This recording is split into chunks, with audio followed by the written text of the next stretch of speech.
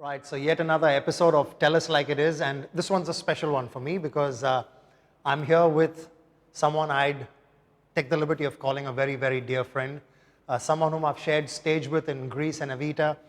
People call him the guru of contemporary dance. I'd like to call him a friend, Shiamak.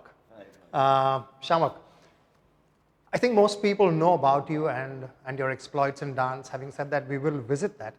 But I am extremely excited about the spirituality, your spirituality. And I actually want to kick this chat off, inviting you to tell us a little bit about this spirituality. Well, actually, Brian, as you know, that I was always a very creative kid.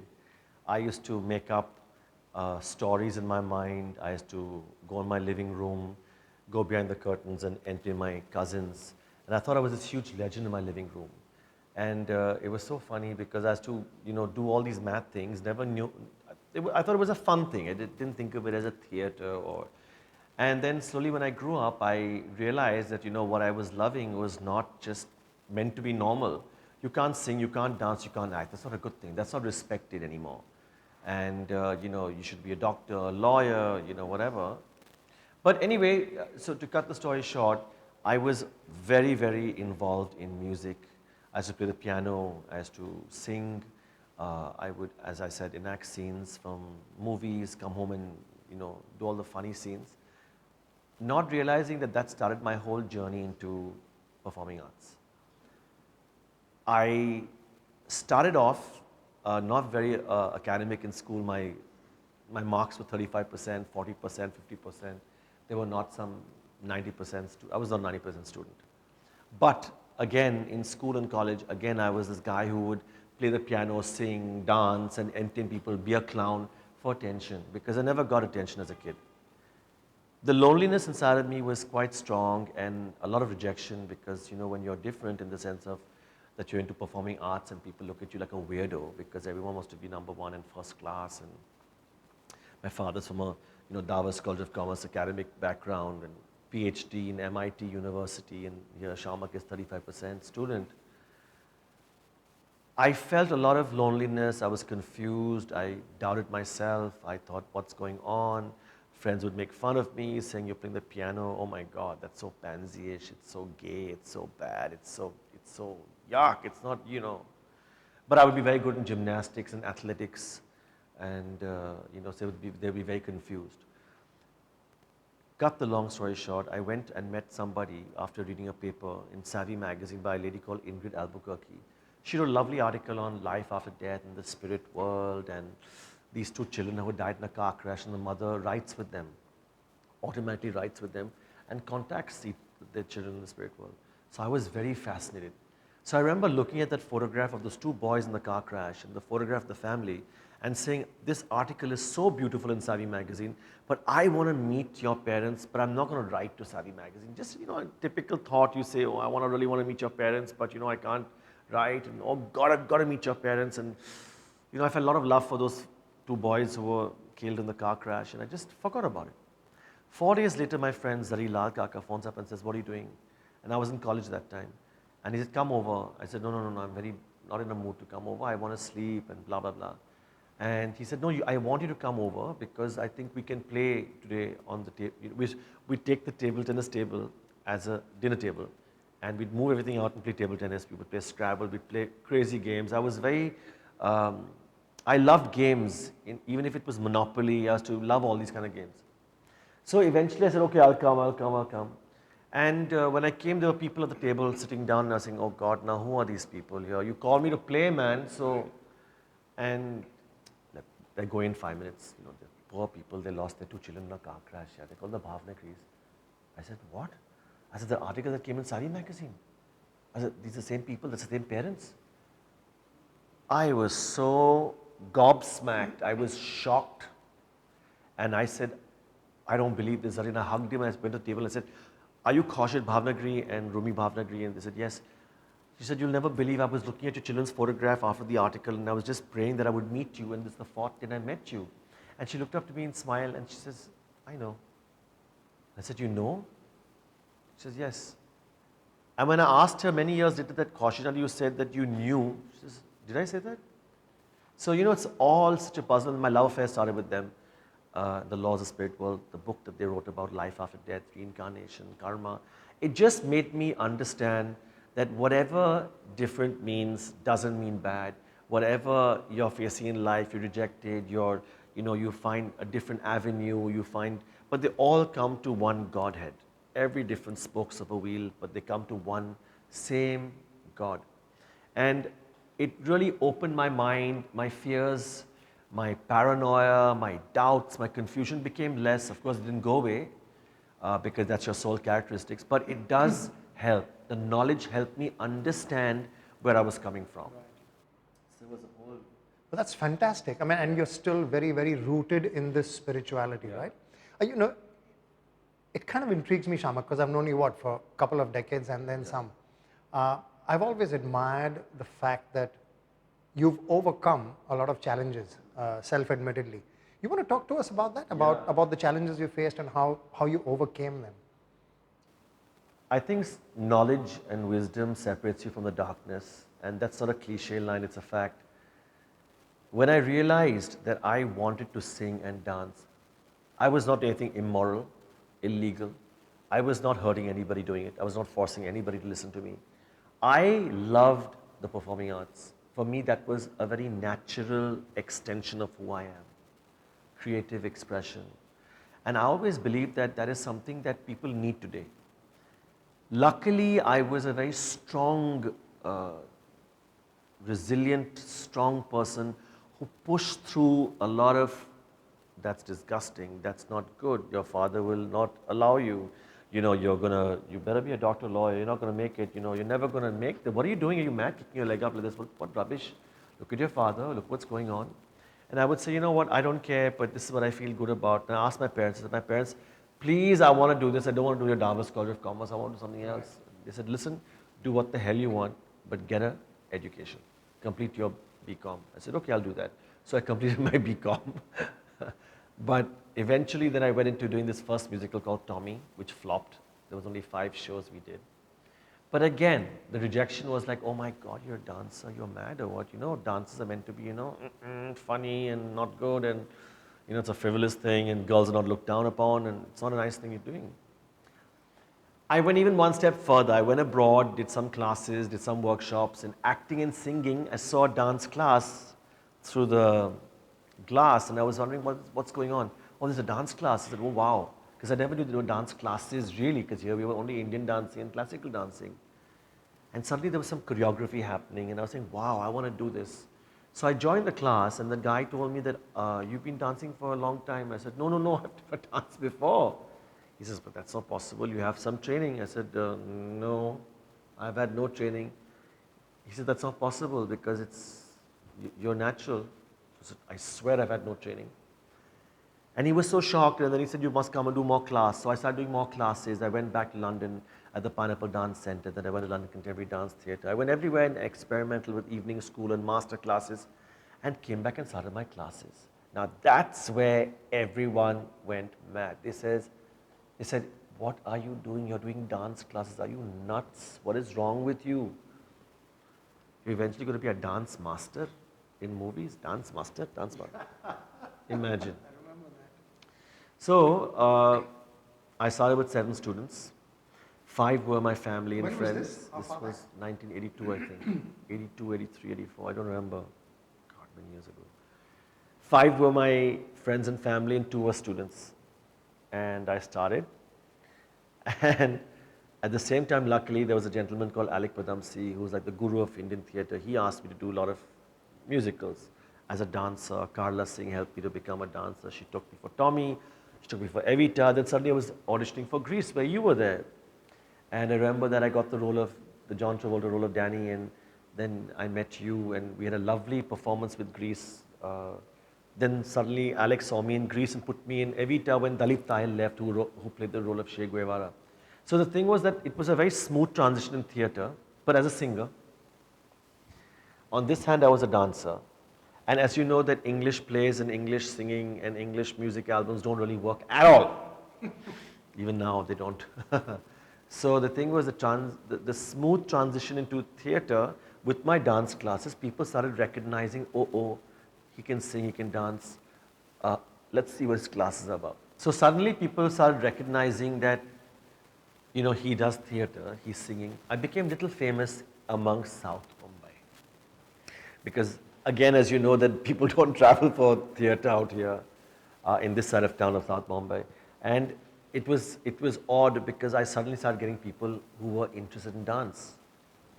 Slowly my classes, you know, started growing and things happened. And from 7 students, over the many years, it became 1,000 students, then it became 2,000 students. And today in a year, we have over 50, 60,000 students. All over the world. All over the world, all over, everywhere. We have it in Bombay, then I started Delhi, then Pune, Bangalore, all over India. Then we did Dubai, then we did London, then we did Melbourne, because I went for the Commonwealth Games in Melbourne, and there people knew who I was, and I was saying, are you sure they know who I am? Because I'd done some films like Dil To Pagal Hai, which changed the entire industry dance. And so people recognized me even internationally. So eventually my classes grew. And people, at that time, I remember saying, I will never send my child to your class because I don't want my child to grow up a pansy. The boys. And the girls who were sent to class, the mothers would say that, look, if you go to dance classes, I'm telling you again, no one will marry you. It's not a nice thing to go. It's not nice. You're wearing these very tight clothes. You're wearing these very revealing things. And, you know, I'm sorry, nobody will marry you. Now, the same people today send their kids to my classes. So you know what I'm saying? Whole circle of life. Full circle you go. My cousin came up to me one day at Shamiana at the Taj that time and said, you know what? I disown you as my cousin today because you're doing dance class series. Yeah, I swear on you. And he said, I disown you because now everyone's calling you a gay and everyone's saying that you're a pansy, that you're doing dancing, you're not doing your father's business, and I don't want to do anything with you. I disown you. Actually, at that time, I didn't know what the hell was going on. I was just looking. So where did the conviction come from? Because it's not easy to weather that much of negativity coming at you. I mean, was it belief? Was it spirituality? Was it self-belief? Was it, you know, you mentioned resilience? You know, when God gives you a gift, it's God's gift. And when it's inside of you, being the kind of person I am, I cannot stop vomiting it out or sharing it. So I was a very strong person in spite of being paranoid, fearful, a lot of rejection. I always played the clown for love. I always played the clown because nobody would see me otherwise. And I think that made me very strong. My suffering built my strength, actually. Okay, quick answer. Your business, so what is a no-brainer is that the business, like you said, from 5 students has grown to where it has today as a global business. If you were to choose one of the 2 reasons, one reason being obviously the quality of the product out in the market, the other being the goodness element in it, what would be the weightage? I know there is both. I know there is both. I mean, are people chasing a vibe in SDIPA? Are people chasing a quality product? I just think that you cannot have quality without a good vibe. You cannot share what you are to your instructor, to the student, if the top is so weak. I think you have to be very strong in your belief, very strong in integrity. And I'm not saying these big words, it's a fact. If you're a good guy, it'll transcend down to the child, to the student. So I think the first thing is to be a good human being, rest will follow, because then he will help you. No, I get that completely. So there's a whole legion of kids and people who are not so young as well who revel in the fact that they come to your class. Okay? Now, I've been part of a lot of your shows by way of being an actor, by way of being an anchor person, and I've been at shows where there have been luminaries whom you've performed for and met. So you want to take us through some of the people you've performed for and performed with? Let's take it from India first, which I had the privilege of working with Sharon Prabhakar and Evita. It was good fun. Dalip Tahil. There was, you know, that time Alisha was Sujata, and now she's Alisha Chennai, who did great pop albums. There was also Lata Mangeshkar, who I performed at the National Games with her. She was singing her song, and I composed my own song called Come On Raju, Come On Tu Hai Bharat Mata Ki Shaan, which is about, you know, Raju the mascot and all that. I work with her, I choreograph sometimes for a lot of people, the stars in films. Amitabh Bachchan being the legend that he is, I choreographed him. I did a song for him in Bunty or Bubbly, the film. Of course, Shah Rukh and Hrithik, and my little student Shahid Kapoor became a huge star himself. Darshil Safari, my junior dancer, he became a star in Tare Zameen Par. Baman Irani, who was my photographer in Summer Funk and Winter Funk in my classes, has become a lovely theatre and film actor. So these are people I work with a lot. Aishwarya Rai, she came to me, I used to lovingly call her my Pandu, because she would come all like that, and all this pretty girl, and I'm very tired and very tired. And I said, you're really like a Pandu. I said, what are you? I said, anyway, this beautiful face, and then what a beautiful talent of Indian dance. I trained her for the Miss World. So I had a lot of people like that who today are very big names and international names. But the ones that really excited me was when I sang with Sting for an award ceremony. And I sang in Hindi, he sang in English. I was there. I was working on that show. I saw that. And he said to me, one thing I'll never forget, he says, what a lovely quality of voice you have. I said, sir, coming from you, I'm blown. I said, I can't even believe you're saying this to me, because in Bombay, nobody knows me as a singer. They only know me as a choreographer dance. He says, no. He says, I've very rarely heard such a beautiful quality of voice. So I was very kicked. I died. Then I sang with him, so that was a high. Then I worked with, I opened for Brian Adams. I opened for Will Smith when he came here. I met Stevie Wonder in my friend Debbie Allen's house in LA. And Debbie Allen is quite someone. And Debbie Allen is a guru of dance in America herself with the Fame film, and she directed a movie called Amistad, which Steven Spielberg produced. She's a guru of dance. She comes on all these big shows today. And I was very sleepy that day, and I said, I want to sleep. She said, no, you have to keep awake now. You have to keep awake. I'm going to get dessert and stuff. So I was like really jet lagged and all in LA. And my dancers were with me, my office staff was with me. And suddenly she says, listen, I want to talk to you, just come here. So I go, and guess who's standing there for me as a surprise? Stevie Wonder! Stevie Wonder, James Ingram, and Diana Ross. You're kidding? I didn't know about the James Ingram and Diana Ross. And I met them, I sang with him, we sang together, we laughed.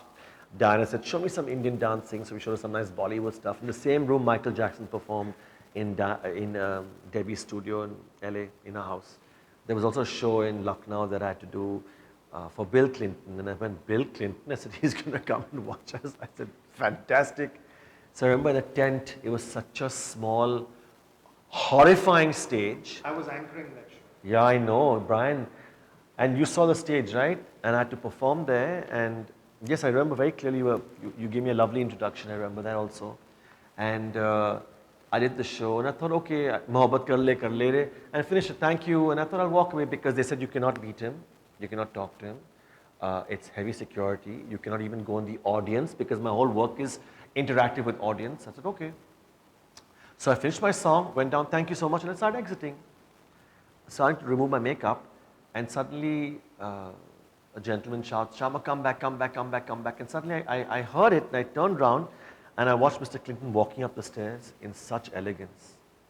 And he came up to me, and he hugged me, backing the audience. He spoke to us for about 10 minutes. Yes. Saying again, he says, who are you? He says, the world must see you. I remember that line, the world must see you. And so I said, thank you so much.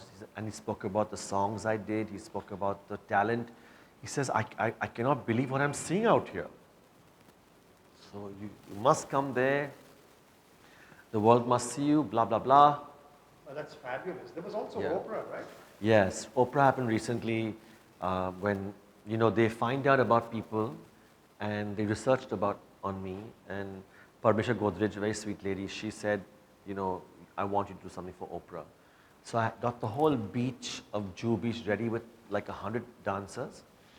Unfortunately, the cops came in and said, you can't do it, there's no permissions taken. So I had to... Oh, that's unfortunate. But still, see how God works. This is what I keep on telling you. I got the dancers inside the small area she was, and we did a whole Bollywood song.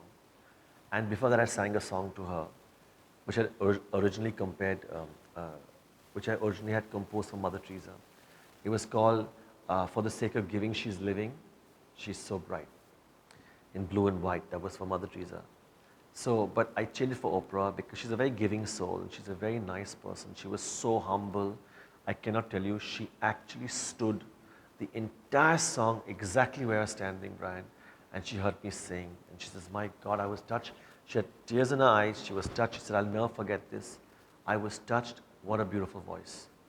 And then she couldn't get over the dancers dancing the Bollywood thing. And I think the Oprah special, they showed all that.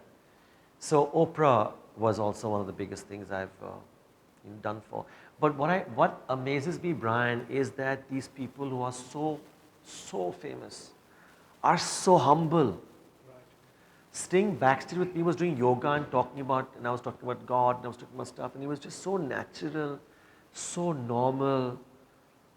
You know, that's what I believe, that if you're a channel and the gift has to come through, you have to be. Okay, I do know that there were a couple of other people that you worked with as well, or performed for. Tom Cruise was one. Yeah, Tom Cruise. I was approached actually to do they actually wanted a photograph of me, a huge photograph of me on a building from which Tom Cruise comes out. He was in Bangalore and he comes out of a building and he's just come and seen my show. So they wanted permission for my photograph. So obviously I thought someone was fooling, but I still took the number and spoke to the person, Peter Cummings. He said, yes, it's true. We want you to do it. We want this photograph and please can you give us a permission? So I said, okay, fine. I gave them photographs, did all that. Dubai, my manager calls for my classes and says they want you to choreograph. So I said, how do they know that about me? Apparently the costume designer of a movie called Burlesque, Michael Kaplan, he was going in all of Asia and India to find a choreographer. And he saw some stuff with me with fabric and he just went mad on that and he said, I want this guy. So they connected me to Dubai and they said, can you come there? And we want you personally to come. So I was very kicked. I came there and I was in awe watching Tom Cruise, professional actor, working, climbing up that building, jumping off with the harness, mind-boggling. Then the next day we were at the shooting and again we were not allowed to talk too much and take photographs and do, hi, how are you, I'm Shiamak. No. But the director, of course, introduced me and I was very, low-key and everything. So that was so Tom comes up to me and says, you really lifted the scene up and I really love what you did. And I just can't believe this. We asked you to choreograph like few seconds. And then the director, his name is Brad Bird. He did a film called The Incredibles. What was it called? That big film, yeah, Incredibles. So this guy called Brad Bird, the director, he'd done big movies, big cartoons like Incredibles. This was his first time doing like a live movie from animation and Ratatouille and all these movies. So he was a great director and he just loved the moment. So he said, okay, no, we're going to do more dance. So Tom comes in, and this beautiful girl called Paula, she was in this movie Precious. Right. God, she's beautiful. And there was a scene with Anil Kapoor and then, they had to just have the scene and they put the dancers, they put more dancers, they put more choreography. So it just went on and on. It became like a whole number of people dancing and he's walking in a very, important scene and Anil Kapoor has to seduce that girl. It was a very funny scene. And they said that, we loved your dancing so much that we just added more dance to the film, Mission Impossible 4. So that was a fun thing. Now, you've used dance as therapy as well. I mean, one of the things that strikes me over and over again is the Victory Arts Foundation. And that's something that needs to be shared and more people need to know about it. So can you quickly throw some light on where that came from and where it is at the moment? Again in 83, 84, people came to me with polio. Now polio is a very purana disease. Yeah. So one girl came with polio to my class and she was a very sweet lady. And after my classes, after about 6-8 months, her hand became a little better. Now, it could be psychological, it could be physical, it could be anything.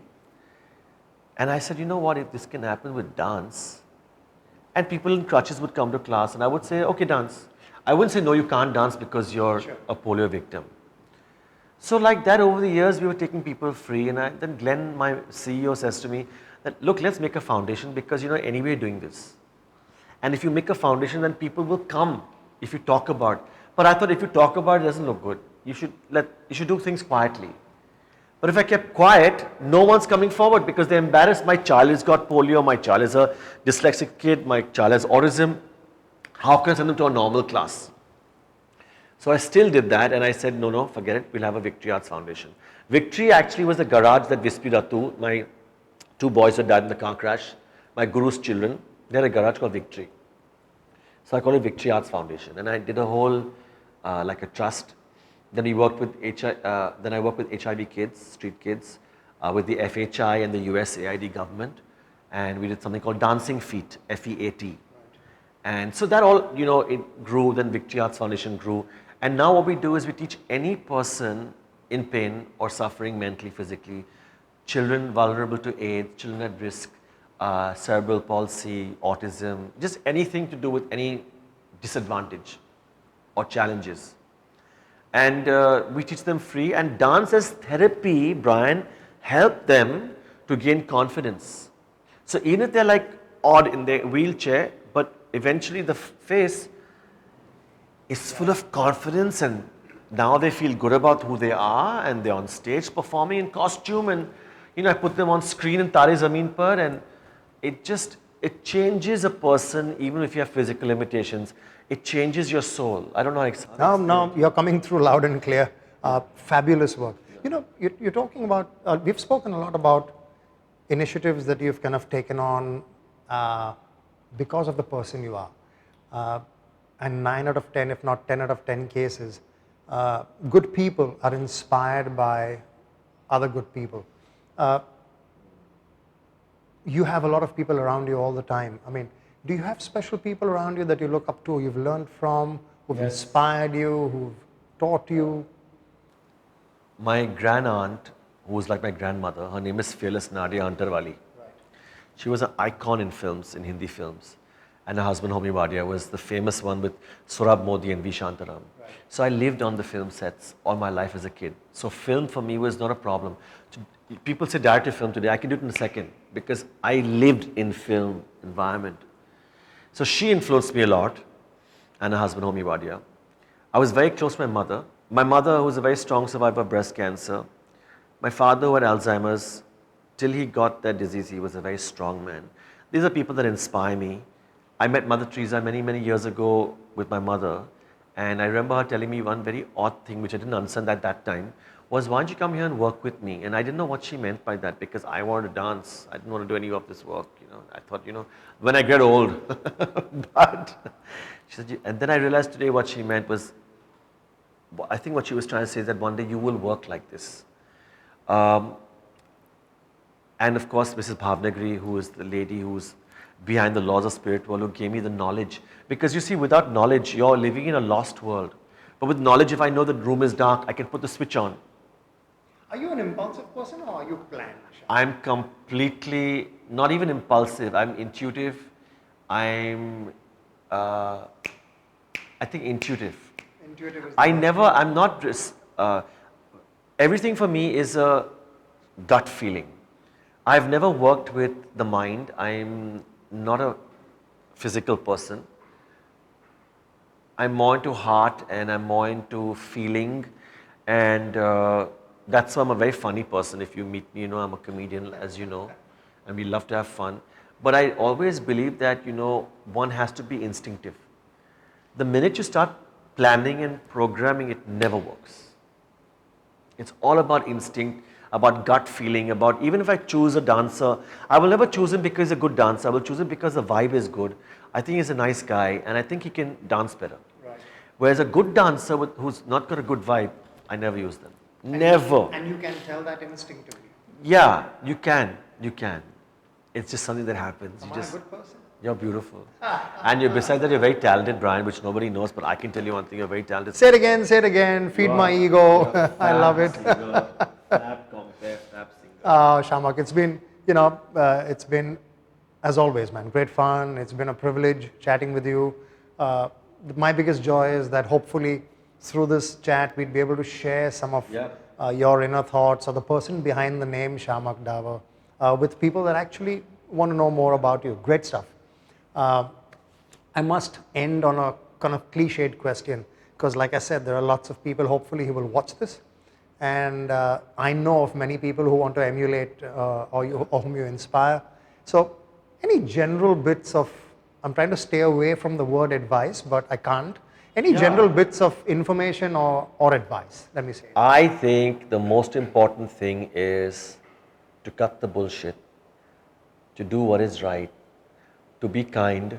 You can go to 500 churches, temples, mosques. You can pray the whole day, but if you're not kind, you're not compassionate, you're not humble, which is very powerful, you can get nowhere. And I believe that the more you do seva, as in service, doesn't mean you've got to go and do 100 lakhs of charity. It's more about giving time more than the money. I think the more you give of yourself, selflessly, and the more you're down to earth and you're grounded, and you have a strong faith in yourself, very important, and God, you learn to forgive the crap and move ahead. I think you'll never fail, because then the universe conspires and comes with you because you're doing the right thing. Right. So, we've kind of learned the man behind the name Shiamak Davar.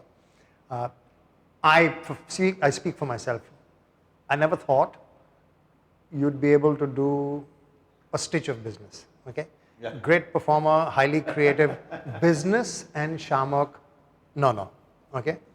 So having said that, you said being humble is good. So I humbly admit that I was absolutely wrong. But you know what? I'm really curious to know what proved me wrong. I mean, tell us about the business of dance. See, don't forget that my father was an educationist, and he was a very good businessman. He was Davar College of Commerce, which is running for now 112 years. I never really liked the idea of talking money all the time. It bores me. My brother loves, business, and for me, it's a very boring thing. At the same time, hey, you need the money, otherwise you can't do anything, so you better start knowing your business. Now the thing is, because I was the only one taking fees and taking forms and writing things, I knew my business from the root level, grassroots level. So then I developed, then I took my office in my house, I took an office in some other place. So I started developing and making it more the way I do it. I didn't realize I was a businessman, but obviously it seemed to work. But again, for me, business is is the quality of work that you do will multiply the business. So my business sense was to do good work. And that's what actually gave me more business. And I'm very systematic in my work, though if you ask me to come on time for a party, I'll never be there on time. If you ask me to wake up early, on days of holidays. But if you ask me to do work, in my work, I'm a thorough professional and a businessman, in the sense of that I don't think of the money.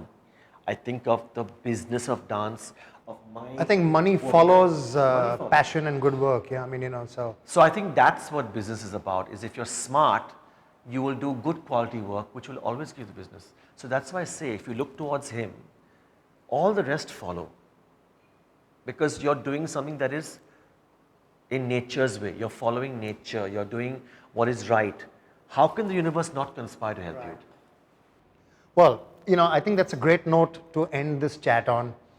How can you not do something that's good? How can you not do something that's in conjunction with nature?